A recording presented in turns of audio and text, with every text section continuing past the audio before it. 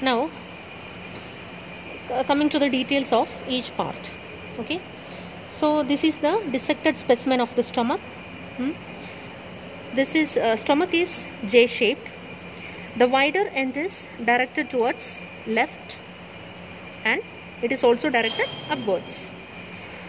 And now regarding the orifices, this is the cardiac orifice, this is the pyloric orifice, this is the lesser curvature, this is the greater curvature, this one.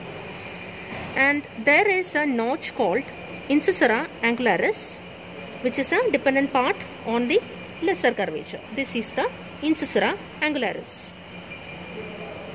Here on the lesser curvature, you will be having the anastomosis between right and left gastric vessels, and along the greater curvature, you will be having the anastomosis between right and left gastroepiploic vessels.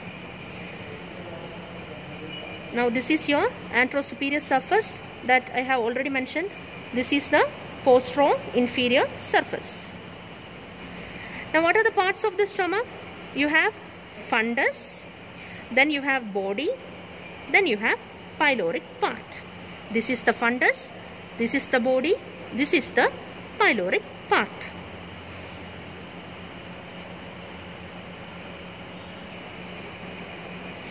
Coming to the fundus, this is your fundus. It is a projecting part above the level of cardiac orifice. Projecting part above the level of cardiac orifice. It is separated from cardiac orifice. This fundus is separated from cardiac orifice by a notch known as cardiac notch. This cardiac notch is otherwise known as angle of His. This fundus is also separated from the body of the stomach by an imaginary line drawn through the cardiac orifice. Imaginary line drawn through the cardiac orifice. Okay. This is separated from, fundus is separated from cardiac orifice by cardiac notch, and also it is separated from the body of the stomach by an imaginary line passing through the imaginary horizontal line passing through the cardiac orifice. Inferiorly, this fundus continues in the body. Superiorly, this fundus touches the left dome of diaphragm. Now, regarding the body, an imaginary line drawn from the incisura angularis to the greater curvature marks the separates the body from the pyloric part. Okay, once again, an imaginary line drawn from the incisura angularis to the greater curvature separates this body from the pyloric part. So the body comes in between fundus and pyloric part. This is the body. Pyloric part of the stomach consists of pyloric antrum, pyloric canal and pylorus. So this pyloric antrum is the proximal dilated portion. Pyloric canal is the narrow cylindrical portion. In between the pyloric antrum and the pyloric canal, there is a shallow groove known as sulcus intermedius. Then the pyloric canal, which is 2 to 3 cm long, it terminates distally at the pyloric orifice. You can see the pyloric orifice here. This is the pyloric orifice. The pyloric canal ends at the pyloric orifice.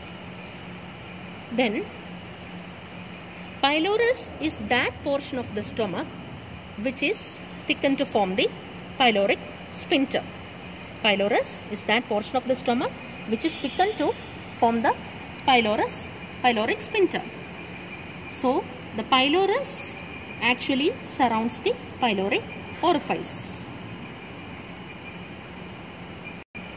Now we will go into the interior of the stomach.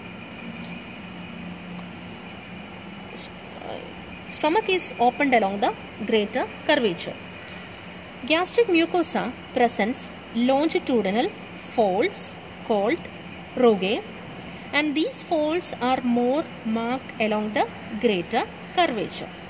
Okay, you see, these are more marked along the greater curvature. Gastric canal extends from gastric canal extends from cardiac orifice to the incisura angularis. Gastric canal extends from cardiac orifice to the incisura angularis. Now, gastric pits are small holes present on or between the rugae. Through these pits, gastric glands open into the stomach. Now, the inside of the pyloric part, this is your pyloric antrum. This is your pyloric canal, which is 2 to 3 centimeter long, and this is your pyloric sphincter, which is seen clearly in this view. This is your pyloric sphincter.